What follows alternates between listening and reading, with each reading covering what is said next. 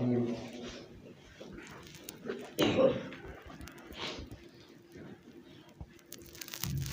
وعن سلمان الفارسي رضي الله تعالى عنه قال قال رسول الله صلى الله عليه وسلم في آخر يوم من شعبان فقال يا أيها الناس قد أظلكم شهر عظيم شهر مبارك شهر فيه ليلة خير من 1000 شهر جعل الله صيامه فريضة وقيام ليله تطوعا من تقرب فيه بخصلة من الخير كان كمن أدى فريضة فيما سواه ومن أدى فريضة فيه كان كمن أدى 70 فريضة فيما سواه وهو شهر الصبر والصبر ثوابه الجنة وشهر المواساة وشهر يزداد فيه رزق المؤمن من فطر فيه صائما كان له مغفرة لذنوبه وعتق رقبته من النار وكان له مثل أجره من غير أن ينتقص من أجر شيء أو كما قال النبي عليه الصلاة والسلام. حدیث مبارک حضرت سلمان فارسی رضی اللہ تعالیٰ عنہ روایت تے اور داود حدیث تے. سلمان فارسی رضی اللہ تعالیٰ عنہ فرمائی چې نبی کریم صلی الله علیه وسلم د شعبان د میاشتې په اخر کې موږ ته بیان وکړو او په بیان کې چې نبی علیہ السلام موږ ته څه ویل هغه حدیث کې بیانېږي. نو نبی علیہ الصلوۃ والسلام فرمایل یا ایها الناس ای خلقو قد اظلکم شهر عظیم چې په تاسو باندې یو میاشت روانه ده چې هغه ډېره عظیمه میاشت ده. شهر مبارک هغه مبارکه میاشت ده. شهر فيه لیلة خیر من 1000 شهر هغه داسې میاشت ده چې په هغه کې یو شپه ده چې د هغه یو شپې عبادت چې کوم دی هغه د زرو میاشتو نه زیات غوره دی. جعل الله صیامه فریضة الله د دې میاشتې روزې چې کوم دی دا فرض ګرځولي دي. وقیام لیله تطوعا او د شپې قیام چې کوم دی دا سنت ګرځولی دی. من تقرب فيه بخصلة من الخير چا چې په دې میاشت کې الله تبارک وتعالی ته نږدېوالی وکړو څه د نیکۍ کار سره نفلي کار سره کان کمن ادى فریضة فيما سواه نو هغه داسې دی لکه چې د رمضان نه علاوه فرض ادا کړو. ومن ادى فریضة فيه او چا چې په دې مبارکه میاشت کې یو فرض ادا کړو کان کمن ادى 70 فریضة فيما سواه نو دا داسې ده لکه چې د رمضان المبارک د میاشت نه علاوه 70 فرایض چې کوم دی ادا کړو. مطلب د نفل ثواب چې کوم دی هغه داسې دی لکه د فرض برابر شي او د فرض ثواب چې کوم دی هغه د 70 فرض برابر شي. وهو شهر الصبر او دا د صبر میاشت ده. والصبر ثوابه الجنه او د صبر چې کوم دی د هغې بدله هغه جنت دی او دا د غمخوارۍ میاشت ده. وشهر یزداد فيه رزق المؤمن او په دې کې د مؤمن سړي رزق چې کوم دی دا بړاویږي. چا چې په دې کې یو سړي له جماعت ورکړو نو الله پاک په هغه ګناهونه معاف کړي او هغه به د جهنم نه خلاص کړي او هغه به دومره اجر او ثواب الله ورکړي لکه څومره الله پاک د هغه روجې خلو والا ورکړي. صحابو ته پوښتنه وکړه د الله رسوله په موږ کې د هر سړي دومره کوم ځای وس رسي چې چاله رو جماعت ورکړي. نو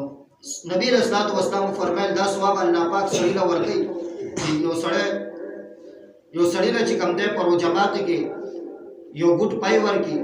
او تمرات یا یو کجوره ورکړي او شربت من ماء یا یو ګلاس اوبه ورکړي. ومن اشبع صائما سقاه الله من حوض او چا چې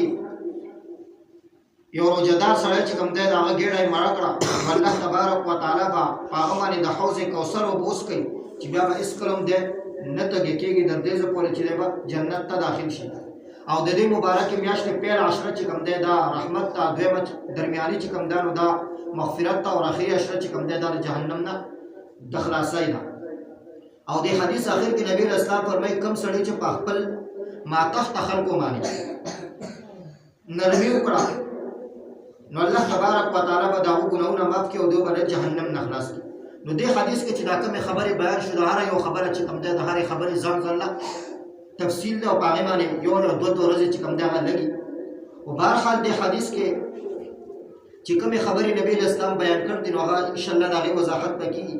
یو خبره نبی علیه السلام په دې کې دا بیان کړه چې په دې مبارکه میاشت کې دا چې کومه ده وشهر المواسات دا د غمخوارۍ میاشت ده. د غمخوارۍ مقصد دا دی چې په دې کې یو مسلمان د بل مسلمان به خیال ساتي چې یو مسلمان داسې دی چې هغه د روژې په میاشت کې د هغه وس نه رسي، هغه د روژه ماتۍ وس نه رسي یا د نور څه شي د هغه وس نه رسي، نو دی به هغې کې هغه سره غمخواري کوي. نو نن چې کوم دی صرف دغه یو خبره بیانېږي. نو د رمضان المبارک په میاشت کې هر مسلمان له چې کوم دی دا کوشش پکار ده چې د هغه په ګاونډ کې یا په بل څه ځای کې چې د هغه په علم کې یو مسلمان سړی هغه چې کوم دی داسې چې هغه غریب وي او د هغه وس نه رسي، هغه چې کوم دی روژه ماتې خپل کور ته نشي راوړلی، نو بل مسلمان چې هغه الله تبارک وتعالی طاقت ورکړ دی نو هغه له پکار ده چې د هغه خیال وساتي. بیا په دغه خیال ساتلو کې او هغه سره تعاون کولو کې چې کوم دی د دې خبرې خیال ساتل پکار دي چې ته د کومې خبرې کوم څیز کې هغه سره تعاون کوې نو مخکې د دې معلومات پکار ده چې آیا دا خو د دې نه مخکې چا راوړی دی. مثال په طور باندې یو سړی غریب دی، هغه ته کجورې راوړي، نو مخکې دا معلومات وکړه چې مخکې هغه چا کجورې خو راوړي دي، نو ځکه که هغه چا راوړي او ټول عمر راوړي نو بیا چې کوم دی بې فایدې شو. نو هغه ته چې د کوم شي ضرورت دی، اوس هغه ته د کجورو ضرورت نشته، هغه له چا راوړي هغه ضرورت یې پوره شوی دی، نو ته تپوس وکړه نو که هغه د کجورې کور کې پوره نو ته د هغې په ځای باندې بل څه شي هغه ته ضرورت دی نو هغه څیز وله راوړه. نو که هغه ونه هم چا راوړی نو بل څه شي به ضرورت دی هغه وله راوړه. او د ټول نه بهترین صورت په دې روژې په میاشت کې یو سړي سره د تعاون کولو هغه دا دی چې هغه له نغدې پیسې ورکړي. نو نغدې پیسې چې تا ورکړې نو په هغې کې فایده دا ده چې هغه په خپلې مرضۍ باندې چې د څه شي ضرورت دي نو هغه به راوړي. نو دې د وجې نه په دې مبارکه میاشت کې په دې حدیث کې چې نبي اسلام کوم د اوږد حدیث بیان کړ، نو په دې کې یو خبره دا بیان شوه چې دا د غمخوارۍ میاشت ده. نو اوس یو سړی غریب دی، یو سړی داسې دی چې الله تبارک وتعالی هغه له وسایل ورکړي دي د هغه وس رسي، نو هغه له پکار دا ده چې هغه د غریب سړي خیال وساتي او بیا په خیال ساتلو کې د دې خبرې هم خیال وساتي چې هغه ته د کوم شي ضرورت دی. نو چې د کوم شي ضرورت دی نو هغه شی چې کوم دی هغه له راوړه، نو دا د ټول نه بهترینه صدقه ده. په صدقاتو کې په خیراتونو کې د ټول نه بهترین خیرات د ټول نه بهترینه صدقه دا ده چې په وخت د ضرورت د غریب کم ضرورت دی هغه ضرورت تا پوره کړو، دا د ټول نه بهترینه صدقه ده. او کنه دا هغه چې کوم ضرورت دی هغه ضرورت ته نه پوره کوې، هسې هغه سره ته نور چې کوم دی تعاون کوې نو بیا به هم تا ته اجر او ثواب میلاو شي، لیکن د غریب چې کوم مقصد دی هغه پوره نه شو. نو دې د وجې نه همیشه چې کله یو سړی په غریب سره تعاون کوي نو غریب سره په تعاون کولو کې د دې خبرې خیال ساتل پکار دی چې آیا د غریب چې کوم دی دی په دې وخت کې د کومې خبرې ضرورتمند دی. لکه دا رمضان میاشت ده نو پسې اختر راځي، نو اختر په میاشت کې چې کوم دی اختر وس چې کله راځي نو د هغې نه مخکې یو څو ورځې مخکې ته دا سوچ وکړه چې ده ته د کوم شي ضرورت دی. آیا د ده په کور کې د ده وړو ته د کپړو ضرورت دی نو کپړې وله د هغې بندوبست وکړه هغه دې وس کړي، یا دغه شان دی چې کوم دی د هغې بندوبست وله چا کړی نو ته چې کوم دی د پیزار بندوبست وله وکړه، یا چې کوم دی نور څه شي بندوبست وکړه. نو غرض زما د خبرې دا دی چې کله هم د غریب سره تعاون کوو نو غریب سره په تعاون کولو کې د دې خبرې خیال ساتل پکار دی چې ده ته د کوم شي ضرورت دی. او بهترین صورت تاسو ته ما دا وښود چې هغه له نغدې پیسې ورکړه، نو په هغې باندې چې هغه ځان له چې کوم شي هغه ته ضرورت وي نو هغه به هغه ته پخپله معلوم وي، نو هغه خپل په هغه حساب باندې هغه څیز چې کوم دی هغه راوړي. نو دې د وجې نه پکار دا ده په دې مبارکه میاشت کې چې موږ د غریبانو خیال وساتو، او چې د چا له الله پاک وسایل ورکړي دي نو هغه له پکار دا ده چې په خپل ځان باندې هم فضول خرچي نه کوي او په خپل کور کې هم فضول خرچي نه کوي، بلکې د خپل د دومره خپل کور والا دې راوړي چې څومره هغه خوړی شي او څومره چې کوم دی هغه استعمالولی شي چې بیا ضایع کوي نه. نو دومره خرچه پکار ده چې څومره ضرورت وي، او باقي چې کومه اضافي خرچه ته کوي نو هغه اضافي خرچه چې کوم دی نو هغه په یو غریب باندې وکړه. نو خپل ځان باندې هم دومره خرچه مه کوه چې هغه غریب چې کوم دی هغه محرومه پاتې دي. نو دې د وجې نه خپل د ځان هم خیال ساتل پکار دی او سره د غریب چې کوم دی د هغه خیال هم ساتل پکار دی. او باقي چې کوم دې حدیث کې نبي اسلام خبرې بیان کړ دي، نو نبی علیه الصلاۃ والسلام چې کله پسې دا خبره هم بیان کړه چې یو سړي چا له روژه ماتې ورکړه نو الله تبارک وتعالی به هغه له جهنم نه خلاص کړي او د هغه ګناهونه به معاف کړي، او دله به دومره اجر الله ورکړي لکه څومره هغه روژهدار یې الله تبارک وتعالی ورکړي.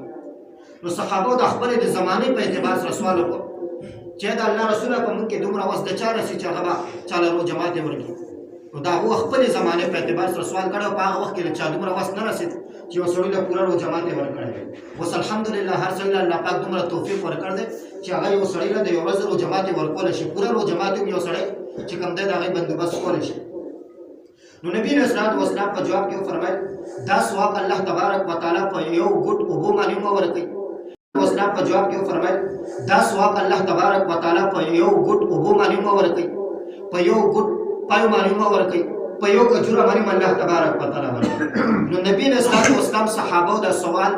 چې کوم دا د خپل زمانه په اعتبار سره کړی. نبی رسول الله جواب چې کوم دا د زمانه په اعتبار سره ورکړي. نو د دې مقصد دا نه چې اوس یو سړی چاله یو کجوره دی ورکړي، ځکه یو کجوره نن سبا څه شي نو چې څنګه زمانه بدلیږي نو دغه شان دغه هر څه چې کوم دا بدلیږي. نو په دې زمانه کې د یو ګډ اوبو چې کوم د حیثیت نشته چې ته چاله یو ګډ اوبو ورکړي یا دغه شان چاله یو کجوره ورکړي. مقصد د دې دا شو چې یو سړی سره خط تعاون وکړي چې دغه زیات نه نو کم سے کم یو ورځ او جماعت چې کوم دا په صحیح طریقه باندې وږي نو دا سه تعاون سره نو دې د وجنه چې څومره د انسان په وس کې خپل د وس مطابق چې کوم دی یو غریب سره تعاون کول پکار دی. باقي نور خبرې چې کوم دا ان شاء الله بیا بیانې کوم سيزونو سره چې کوم دی جماعت کې هغه یو څو ضروري سيزونه چې کوم زما په ذهن کې واغه بیان کوم. باقي چې کوم زما په ذهن کې نه یو تاسو مخه داسې یو مسله راشي نو دا بیا معلومات چې کوم دا پکار دي. نو ټول نمخ کې مسله هغه دار چې ستنې سره روزه نه ماتي چې سړی روزه کې بیمار شو هغه ډاکټر لاره ډاکټر لستن کو راغی سره روزه نه ماتي هغه څنګه ستن چې هغه کده رښتنی او عام ستنې سره چې کوم دی روزه نه ماتي. دغه شانتي ډراپ سره روزه نه ماتي. یو سړی روزه کې بیمار شو ډاکټر ته ډراپ ولګاو هغه سره روزه نه ماتي. دغه شانتي یو سړی په سترګه کې دوی اچي نو هغه سره روزه نه ماتي. په وخت کې دوی اچي هغه سره روزه نه ماتي. دغه شانتي رانجه لګي هغه سره روزه نه ماتي. مسواک سره روزه نه ماتي. دغه شانتي تیل لګي سر په وختو کې یا دغه شانتي ګیره کې لګي هغه سره روزه نه ماتي. دا خبرې دي چې د عام طور باندې خلکو کې مشهور دي چې د سره روزه ماتيږي. بعض زنانو کې مشهور ده چې تیل باندې روزه ماتيږي او دغه شانتي دوم چې کوم دی نو مشهور ده چې ستنې سره روزه ماتيږي. نو دې سيزونو سره چې کوم دی روزه نه ماتيږي. دغه شانتي په خپل الټای وشي نو هغه سره روزه نه ماتيږي. په خپل الټو مقصد دا یو دار چې سره قصدن چې کوم دی په خله کې ګوتا واچي او هغه چې کوم دی نو الټایو کې نو د صورت کې روزه ماتيږي. یو دار چې به اختیار الټای شي هغه سره چې کوم دی روزه نه ماتيږي هغه سره الټای شي. او دغه شانتي کوم سيزونو سره چې روزه ماتيږي نو هغه ډېر څه دي لکه پاره کې یو چې کوم دی په کوزه کې اوسړې دوی چې نو هغه سره روزه ماتيږي. دغه شانتي دنداسه یو سره استعمالي هغه سره روزه ماتيږي. یا دغه شانتي د غاښونو صفای لپاره نور چې کوم منجن ټوب استعمالي هغه سره روزه ماتيږي. صرف مسواک استعمالول شي په هغه باندې روزه نه ماتيږي. نو دا سيزونه چې کوم دی دا هغه روزه په حواله سره چې کوم سيزونه سره روزه ماتيږي او کوم سره نه ماتيږي. نو دنداسه باندې روزه ماتيږي. نور غاښونو صفای لپاره کوم ټوب انسان استعمالي هغه سره روزه ماتيږي. او دغه شانتي چې کوم دی بل مسله د روزه په حواله سره غداره د روزه د دعا په اړه کې نو نبی رسول الله والسلام نه کومه دعاګانې ثابت دي او د حکم سره نو د روزه د بندول نیت چې کوم دی په صوم غدین نوایتو من شهر رمضان داخل کو کې چې کوم مشهور دی نو دا د حدیثونو ثابت نه دی. د حدیثو کې څه تذکرہ شته نه. البته علماء سره بعض الفاظ را جمع کړي او غره دا یو دعا جوړ کړه نو معنا د دې چې کوم دی صحیح ده نو لیکن د حدیث نه چې کوم دی دا نه ثابت. نو که یو سړی دا وایي نو په دې کې څه حرج نشته ویل شي. وبصوم غد نویت من شهر رمضان وبصوم غد نویت من شهر رمضان زه د رمضان د میاشتې د سبانه ورځې روزه نیت کوم. دا چې کوم دی د دې ترجمه ده. او دغه شان چې کوم دی د روزه ماتي دعا حدیث کې چې کوم ثابت ده دا اللهم لك صمت وعلى رزقك افطرت دا د حدیث نه ثابت ده. باقي بعضي الفاظ چې کوم د ماس کې خلکو نو جوړ کړ دي نو هم چې کوم د علماء ذکر کړ دي په کتابونو کې اللهم لك صمت وبك آمنت وعليك توكلت وعلى رزقك افطرت. نو دا چې کوم د علماء په کې د الفاظ ذکر کړ دي لیکن حدیث کې علماء لیکي چې د الفاظ حدیث نه نه ثابت. نو حدیث نه چې کوم الفاظ ثابت دي د روزه ماتي هغه دي اللهم لك صمت وعلى رزقك افطرت. دا دوه الفاظ چې کوم د حدیث نه ثابت دي. بیا چې کوم د نیت په حواله سره چې کوم دا مسله ده چې نیت دغه الفاظ سره نیت کول داسې ضروري نه دي. وبصوم غد نویت من شهر رمضان بعض خلک چې د نیت نه راځي نو هغه په زور باندې چې کوم د پاغه باندې هغه نیت وي نو د دې هیڅ ضرورت نشته. اصل نیت چې کوم د استاد زړه ده. یو سړی چې سار راپاسي پښمنۍ د پاره لا هغه چې پښمنۍ کوي نو دا د نیت ده. نو چې کله هغه پښمنۍ او کپس دغه چې کوم دغه نیت ته اوس دغه نرسته د الفاظ کاغه ناراضي وای صحیح ده کوي نو نو د دې د ویلو ضرورت پکې نشته. نه دا چې کوم دی ویل ضروري دي چې صحیح نه راځي ته به خامخا په هغه باندې کوشش کوې دا الفاظ به هغه ته یادوې نو د دې ویل چې کوم دی دا ضروري نه دي نو اصل نیت چې کوم دی نو هغه د انسان د زړه نیت دی نو په زړه کې او د هر سړی چې پښمني نه راپاسي نو هغه په دغه وجه باندې راپاسي چې زه به روژه نیسم نو دې د وجې نه پکار ده چې که یو سړي ته نه راځي نو بس هغه چې پښمنۍ وکړو نو د هغه روژه چې کوم دی وشوه او دغه شانتې روژه ماتې په وخت کې چې کومه دعا نبي علیه السلام نه ثابت ده اللهم لک صمت وعلى رزقك افطرت یا الله ما ستا دپاره روژه نیولې وه وعلى رزقك افطرت او ستا راکړي رزق باندې زه روژه چې کوم دی ماتوم نو دا چې کوم دی د دې ترجمه ده نو دوم که چاله راځي ودې وایي که نه راځي نو بسم الله دې ووایي او بیا چې کوم دی روژه ماتې شروع کړي نو دا چې کوم دی طریقه کار دی د روژه ماتې نیت او دغه شانتې د روژې د بندولو چې کوم نیت او د روژه کومو څیزونو باندې ماتېږي هغه یو څو ضروري څیزونه چې کوم دی هغه بیان شو او دې سره سره ضروري مسله چې کوم دی هغه دا ده د روژې د بندولو په حوالې سره او دغه شانتې روژې ماتولو په حوالې سره نو روژې بندولو په حوالې سره د نبي علیه الصلاة والسلام احادیث چې کوم دی موجود دي نو ډېر ښه احادیث دي نو بهرحال کله چې د روژې د بندولو دپاره چې د 5 منټو اعلان وشي اعلان کېږي نو چې 5 منټو اعلان وشو نو بهتره دا ده چې د هغې نه وروسته سړی خوراک څښل دا بند کړي لیکن که بیا هم نه نو آخري ټایم چې کوم دی نو هغه بیا چې کله سایرن بجاویږي نو د هغې نه وروسته بیا خوراک نه دی پکار ځکه سایرن چې بجاویږي نو د دې مقصد دا دی بس ټایم پوره شو نو دغه ټایمه پورې چې کوم دی بیا انسان خوراک کولی شي د هغې نه وروسته چې کوم دی نو بیا نه دی پکار لیکن احتیاطاً علماو لیکلي چې پکار دا 4-5 منټه انسان مخکې چې کوم دی خوراک څښل نه بس دا بهتره ده لیکن که دغه شانتې ونه کړو نو سایرن چې بجاویږي د هغې نه مخکې دغه خوراک نه بس کړي روژه ماتې په حوالې سره چې کوم دی نو د نبي علیه السلام تعلیمات دا دي نبي علیه السلام فرمایي څوک پورې زما امت چې کوم دی په روژه ماتې کې تادي کوي نو دا امت په خیر ماني تادی مقصد دا دی چې کله ټایم داخل شو نو فوراً روژه ماتي نو دې د وجې نه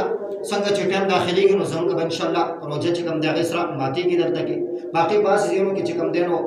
بعض علما چې کوم دی 2 منټه تاخیر کوي بعض علما 1 منټ تاخیر کوي بعض علما 3 منټه تاخیر کوي نو په دې کې څه قسم له حرج هم نشته دی چا فوراً ټایم داخلېدو سره روژه ماته کړه چا 1 منټ 2 تاخیر وکړو نو په دې کې څه حالت نشته خلک د دې نه بیا یو شر یو فساد چې کوم دی جوړ کړي پلان کې ځای کې په دې ټایم روژه ماتېږي پلان کې ځای کې په دې ټایم باندې روژه ماتېږي داسې یو فساد او شر چې کوم دی د دې خبرې نه جوړول دي نو دې د وجې نه په دې خبره کې چې کوم دی هېڅ حرج هم نشته ټایم داخلېدو سره چې کوم دی تا روژه ماته کړه هم جایز ده که 1 منټ 2-3 منټه تا انتظار وکړو نو بیا هم چې کوم دی نو جایز ده په هغې کې څه حرج نشته نو دې د وجې نه د دې خبرو نه چې کوم دی شر او فساد بیا نه دی جوړول پکار چې زموږ روژه زر ماتېږي او هلته کې چې کوم دی لیټ ماتېږي یا هلته کې چې کوم دی زر ماتېږي او دلته کې چې کوم دی لیټ روژه ماتېږي نو د دې خبرو چې کوم دی هېڅ قسم نه ضرورت نشته او یو سړی چې دا سایرن بجاوي نو هغه پوره ذمهواري د ټولو خلکو ذمهواري چې کوم د خپل په سر باندې اخلي نو چې دا ټوله ذمهواري اخلي نو ذمهوار هغه دی نو هغه سره به د دې خبرې علم وي او د دې مسلې به هغه سره علم وي نو هغه چې دغه شانتې کوي نو دې د وجې نه چې یو سړی د یو څیز ذمهواري اخلي نو بیا هغه ذمهواري په هغه باندې پرېښول پکار دي بس هغه به خپل هغه ذمهواري چې کوم دی هغه پوره کوي نو دې د وجې نبي علیه الصلاة والسلام مؤذن دپاره دعا کړده چې الله د مؤذن مغفرت وکړي نو د مؤذن دپاره د مغفرت دعا ځکه کړده چې دنه مخکې وروستو کیدی شي په ټایم کې نو د روژې دپاره به هم چې کوم دی نو دی به وایي بندولو دپاره لم کولولو دپاره لم نو دنه مخکې وروستو کیدی شي په دې کې نو نبي علیه السلام د هغه دپاره دعا وغوښته چې الله د ده بښنه او مغفرت وکړي یعنې ده په دې باندې دی چې کوم دی په دې خبره باندې نه به نسي چې دنه دا څه کمی به شي په هغې کې وشي نو نبي علیه الصلاة والسلام هغه دپاره دعا دې دپاره وغوښته چې د هغه نه په هغې کې کمی به شي کیدی شي نو دې د وجې نه نو په دې کې چې کوم دی نو پکار دا ده بهتره خو دا ده چې انسان ټایم داخلېدو سره روژه ماته کړي او کله انسان په هغې کې منټ 2-3 تاخیر هم وکړو نو بیا هم چې کوم دی په هغې کې ګنجایش شته په هغې کې څه قسم له حرج نشته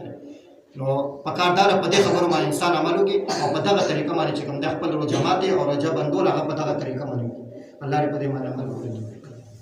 امین الحمدلله سبحان ربك رب العزة عما يصفون وسلام على المرسلين والحمد لله